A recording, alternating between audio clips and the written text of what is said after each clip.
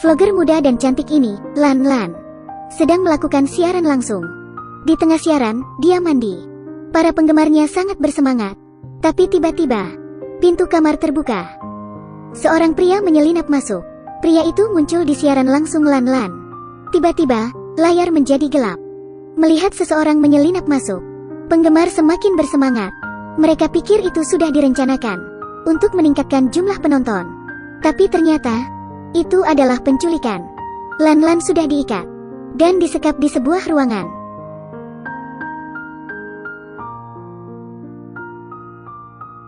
Aku hanya ingin bermain. Aku akan memberikan pertanyaan. Kau harus menjawabnya dengan benar. Jika salah, maka aku akan melepas pakaianmu satu persatu. Para penggemar meninggalkan komentar. Ini sangat menegangkan. Asisten Lan Lan, Wen Wen, ketakutan melihat siaran itu. Dia segera menghubungi pacar Lan Lan, Du Feng. Du Feng segera menutup teleponnya dan melakukan panggilan video dengan Lan Lan. Penculik tidak hanya mengangkatnya. Dia bahkan dengan arogan berkata bahwa dia tahu segalanya tentang Lan Lan. Selama Lan Lan menjawab pertanyaan dengan benar, dia akan memberi mereka petunjuk. Petunjuk itu akan membawa mereka ke tempat Lan Lan sekarang. Ini dia, permainan dimulai. Pertanyaan pertama. Lan Lan melaporkan Tuan Li karena mengiriminya paket. Jadi, apa isi paket itu? Mendengar pertanyaan itu, Lan Lan teringat sesuatu. Tuan Li adalah penggemarnya. Dia sering memberinya hadiah.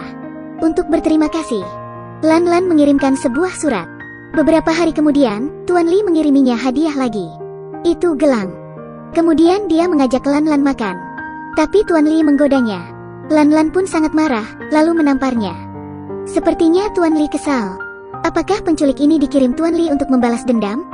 Di bawah ancaman penculik itu, Lan Lan pun mengatakan jawaban yang benar. Lalu penculik mengirim petunjuk pertama pada Du Feng.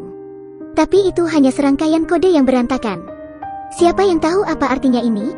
Du Feng mencari artinya di internet, tapi tak menemukan informasi apapun. Dia pun berpikir bahwa itu mungkin kode Morse. Setelah menguraikan kode, layar menunjukkan serangkaian angka. Sementara itu, Wen Wen pergi ke kantor polisi. Lalu keduanya pergi ke rumah Lan Lan untuk mencari petunjuk lain. Sementara penculik mulai mengajukan pertanyaan lagi. Pertanyaan kedua. Lan Lan pernah memberikan Wen Wen tas LV. Berapa harga tas itu sebenarnya? Ternyata, sebuah perusahaan film ingin menandatangani kontrak dengan Lan Lan. Lan Lan dan Wen Wen pun merasa gembira. Sebagai hadiah, Lan Lan memberikan Wen Wen hadiah sebuah tas LV imitasi dengan harga 200 yuan, sedangkan yang asli 20.000 yuan. Tapi Wen Wen tidak curiga dengan tas itu. Demi melindungi citranya, kali ini Lan Lan tidak mengatakan yang sebenarnya. Penculik itu pun sangat marah. Sebagai hukuman, penculik itu melepas sepatu Lan Lan. Sementara itu, Wen Wen dan Du Feng pergi ke rumah Lan Lan. Mereka menemukan sebuah foto di balik pintu.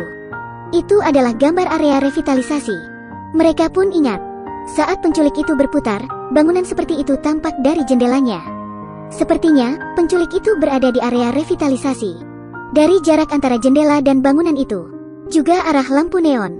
Hanya 4 hotel yang memenuhi syarat itu. Mereka bergegas ke 4 hotel itu untuk mencari petunjuk. Sementara itu, penculik memulai pertanyaan ketiga. Lan Lan bertemu dengan pimpinan perusahaan. Tapi mengapa mereka selalu bertemu di hotel? Mendengar pertanyaan itu, Lan Lan hanya diam. Sejak penandatanganan kontrak, pimpinan selalu mengajaknya bertemu dengan dalih membicarakan pekerjaan. Lan Lan pun menyetujuinya demi masa depannya. Sebenarnya, tempat mereka sering bertemu adalah mobil. Karena tak menjawabnya, penculik menurunkan stoking Lan Lan. Pertanyaan keempat. Saat Lan Lan melakukan game di siaran langsung, apa hukuman jika kalah? Lalu Lan Lan menjawab benar. Penculik pun memberikan petunjuk lagi. Kali ini, petunjuknya adalah ponsel. Nomor sebelumnya diubah menjadi huruf berdasarkan tombol huruf dan nomor. Dan itu menjadi 4 huruf, yaitu FGGD. Apa artinya ini? Selanjutnya, kali ini, saat ulang tahun, Lan Lan tidak bersama Du Feng. Mengapa demikian? Pertanyaan itu membuatnya putus asa. Lan Lan dan Du Feng telah setuju untuk bersama di hari ulang tahunnya. Tapi hari itu, dia tiba-tiba menerima telepon dari kenalan lamanya, Tuan Peng. Dia mengancam Lan Lan. Lan Lan harus bersamanya selama 1 malam. Jika tidak, dia akan membocorkan rahasianya. Lan Lan tidak punya pilihan selain setuju. Dia pun mengatakan bahwa dia terlalu banyak minum dan menyuruh Du Feng pulang karena tak ingin Du Feng tahu yang sebenarnya. Lan Lan berbohong. Dia mengatakan bahwa dia mabuk dan langsung pulang. Mendengar itu, penculik membuka dan menarik baju Lan Lan. Melihat aksi penculik itu, sepertinya Du Feng mulai mengerti. Dia pun menangis. Kali ini, Wen Wen menghubunginya. Polisi sudah menemukan Lan Lan. Lokasinya adalah area revitalisasi bisnis. Keduanya pun bergegas menuju ke sana. Penculik memulai pertanyaan ke-6. Siapa orang yang ada di foto ini? Penculik menunjukkan sebuah foto. Wanita di foto itu jelek. Melihat foto itu, Lan Lan mengingat masa lalunya. Dulu, Lan Lan dijuluki si jelek. Saat masih mahasiswa, dia sangat jelek. Dia pun sering diejek. Temannya menjauhinya. Bahkan dosennya tak menyukainya. Suatu hari, dia berdiri di jembatan. Orang-orang pun mengira dia akan bunuh diri. Jangan kotori sungai itu. Lompat, cepat lompat. Untungnya, Tuan Peng datang menghentikannya. Dia mengatakan bahwa dia bisa memiliki segalanya dengan uang. Hanya dengan bersamanya selama 1 malam, dia bisa mendapat banyak uang. Karena tergoda dengan uang Tuan Peng, Lan Lan pun menyetujuinya. Dan sekarang, Lan Lan tak mau mengakui masa lalunya yang memalukan. Dia kembali berbohong. Penculik itu marah, lalu menarik rok Lan Lan. Kemudian mengajukan pertanyaan ke-7. Di negara mana kau melakukan operasi plastik? Kali ini, dia menjawab Korea.